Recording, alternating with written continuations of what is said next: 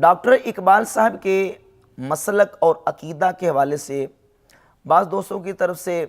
سوالات آئے ہیں کہ آپ اس کا جواب دیں کہ ان کا مسلک کیا تھا اور ان کا عقیدہ کیا تھا، ڈاکٹر اقبال صاحب کی فکر کیا تھی۔ تو اس حوالے سے ڈاکٹر اقبال صاحب کی اپنی کتابوں سے چند اقتباسات میں آپ کے سامنے اس سلسلہ میں رکھ دیتا ہوں۔ ان کے ملفوظات، ان کے مکاتیب، ان کے خطوط، ان کے مضامین، مقالہ جات اور ان کی نظم ہو، نثر ہو اور ان کے حالات زندگی پر جو مستند کتب لکھی گئی ہیں، ان کتب سے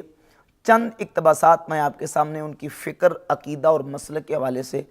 پیش کر دیتا ہوں، جس سے آپ خود اندازہ لگا لیں گے کہ ان کا مسلک اور ان کا عقیدہ اور ان کی فکر کیا تھی۔ بعض لوگ جو ہیں وہ اس طرح کرتے ہیں کہ مثلا دیوبندیاں تو وہ کہیں گے کہ دیکھیں ڈاکٹر اقبال صاحب نے دیوبندیوں کے اشرف علی تھانوی صاحب کی تعریف کی ہے، عبد الماجد دریابادی صاحب کی تعریف کی ہے اور انور شاہ کشمیری صاحب کی تعریف کی ہے، لہٰذا وہ دیوبندی تھے۔ اور بعض لوگ کہیں گے کہ دیکھیں جی وہ انہوں نے سیدنا داتا گنج بخش علی جویری رحمۃ اللہ کی تعریف کی ہے، حضرت مجدد الافسانی رحمۃ اللہ کی تعریف کی ہے، تو لہٰذا وہ ہمارے تھے۔ جبکہ ان کی اپنی کتابوں کے اندر نہ صرف ان لوگوں کی تعریفات اور ان کی شان کے حوالے سے اشعار موجود ہیں، بلکہ اس سے بڑھ کر انہوں نے جو اپنی کتابوں کے اندر بالخصوص کلیت اقبال کے اندر جو باقاعدہ نظمیں لکھی ہیں، ان میں سے ایک نظم مثال کے طور پہ آپ کے سامنے میں رکھ دیتا ہوں، جو انہوں نے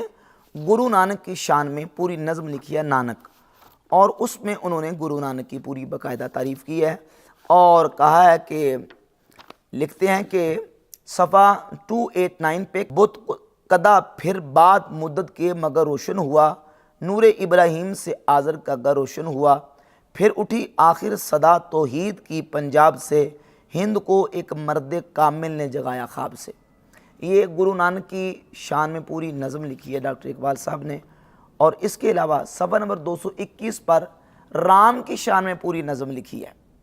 اور لکھتے ہیں کہ لبریز ہے شراب حقیقت سے جام ہند، سب فلسفی ہیں خطہ مغرب کے رام ہند،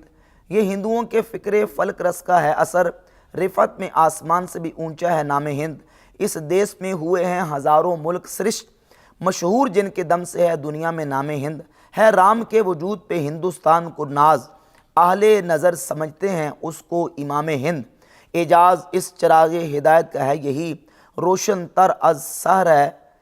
زمانے میں شام ہند، تلوار کا دنی تھا شجاعت میں فرد تھا، پاکیزگی میں جوش محبت میں فرد تھا۔ یہ رام چندر کی شان میں ڈاکٹر اقبال نے پوری نظم لکھی ہے۔ اس کے بعد آپ آگے چلتے جائیں، سر سید احمد خان علی گڑھی کی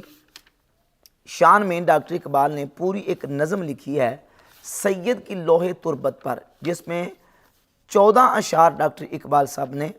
سر سید احمد خان علی گڑھی کے حوالے سے سید کی لوح تربت پر اس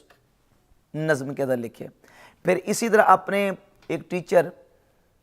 پروفیسر آرنلڈ،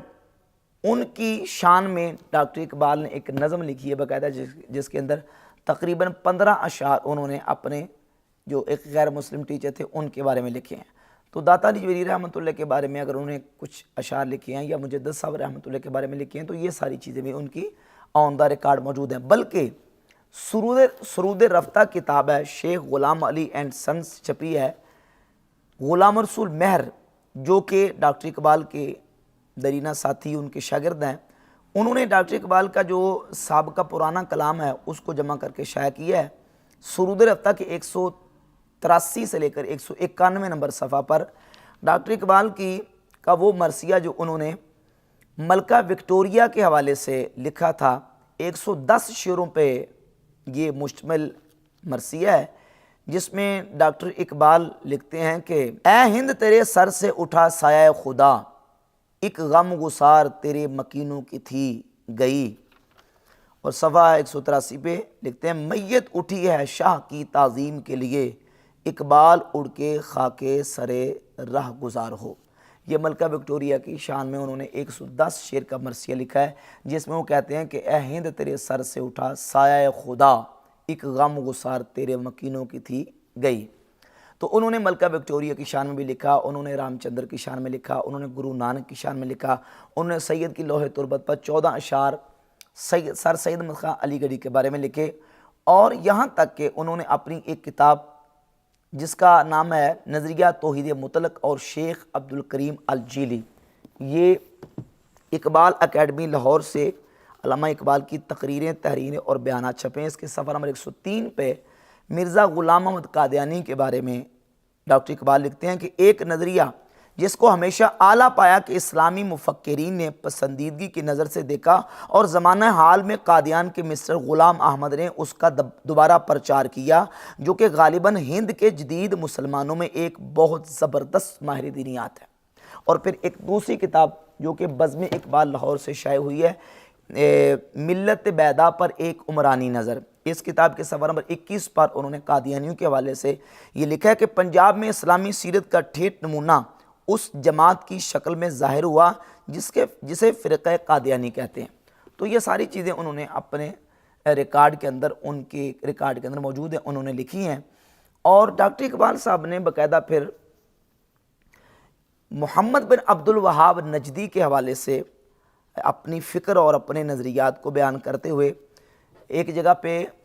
1932 کو چودھری احسن کے نام خط لکھا، اور اس خط میں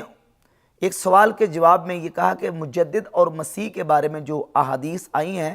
یہ عجمی تخیلات کا نتیجہ ہیں، اسلام کی صحیح اسپرٹ سے اس کو کوئی سروکار نہیں ہے، یعنی یہ حدیثیں صحیح نہیں ہیں۔ اور پھر لکھتے ہیں 533 نمبر صفحہ ہے، یہ جو اقبال نامہ ہے مجموعہ مکاتیب اقبال، ڈاکٹر اقبال لکھتے ہیں مصر و ایران و ترکی و ہند کے مسلمانوں کی تاریخ جب کوئی لکھے گا تو اسے سب سے پہلے عبد الوہاب نجدی اور بعد میں جمال الدین افغانی کا ذکر کرنا ہوگا۔ موخر و ذکر ہی اصل میں مؤسس ہے زمانہ حال کے مسلمانوں کی نشاط ثانیہ کا۔ اور آگے لکھتے ہیں کہ باقی رہی تحریک احمدیت،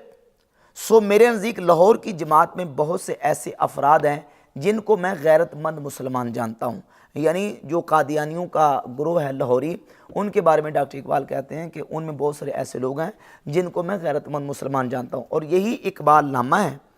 مجموعہ مکاتیب اقبال، اقبال نامہ، اس میں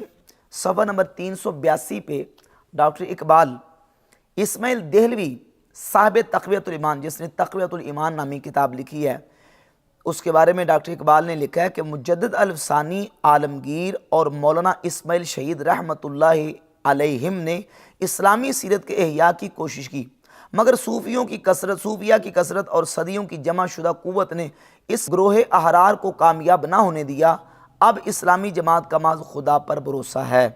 اس کے علاوہ دیگر اور کئی مقامات پہ ڈاکٹر اقبال نے بہت سارے لوگوں کی تعریف کی ہے، مثلا شبلی نعمانی کو استاذ الکل کہا، پھر سلمان ندوی کی تعریف کی، ابوالکلام آزاد کی تعریفیں کی ہیں بہت زیادہ، اور اسماعیل دہلوی کی تعریف کی، ابن عبد الوہاب نجدی کی تعریف کی، ابن تیمیہ کو اسلام کے پرجوش دائی اور مبلغ لکھا، اور اس کے علاوہ